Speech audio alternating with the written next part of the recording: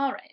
So I told you folks that I would do videos that went in parallel with the most important sections that I think are in chapter 6 that go with second exam. So that was 6.1 CI and HT and 6.2 CI and HT. And I actually went back and looked at my videos from the 6.1 sections, and I actually did the StatKey versions in those videos. So now I'm just going to do videos to show you how to do the same things that I did using a distributional approximation in 6.2, but using a simulation method using StatKey. So the first one I'm going to do is from 6.2 CI, and the example was about the cherry blossom run. We were trying to generate a 90% confidence interval for the average age of those runners. So the thing that makes it a little bit harder to do a simulation method, either a bootstrap or a randomization, is you need to have the actual data. And luckily I do. So I'm going to go to Bootstrap confidence intervals, and because it's 6.2, which is about a single mean, I'm going to click on this one that's the single mean, median, or standard deviation. So we'll click there. And then it's not going to be in the drop-down of datasets because I made up this example. So I'm going to need to upload a file. I'll do that. All right, and my data set actually has a bunch of variables, and it says, please select a quantitative variable. I'm gonna pick age and click OK. If this was an exam, I would just use one of the data sets that's already in StatKey. I wouldn't make you upload it. And you can see the mean is that 35.45 that we had found originally, and the standard deviation is 10.90 or 10.809.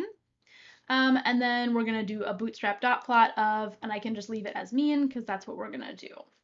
So if I generate a sample, this is going to sample with replacement from my original data set. So let's see.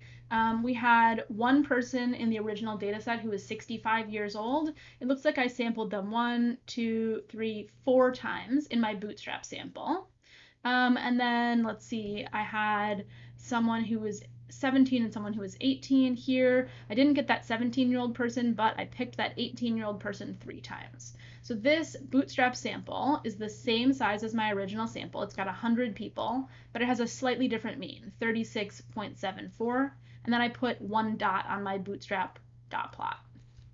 And I could click generate one sample, and it would do that again, and again, and again, and again. This time I didn't get either of those 17 or 18-year-old people.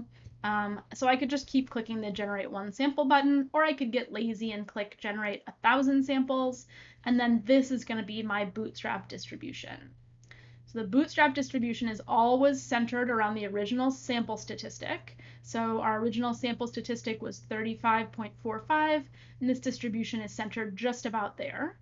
But what we're interested in for the Bootstrap confidence interval is where's the middle 95%. So I could kind of eyeball it and make a guess, maybe like 34 to 37, but I'm going to use the two-tail button to actually do it. And it says, okay, the middle 95% is actually between 33.49 and 37.47.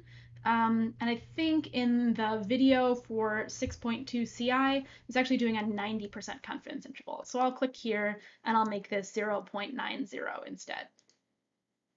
Okay, and then my 90% confidence interval would go from 33.8 to 37.1.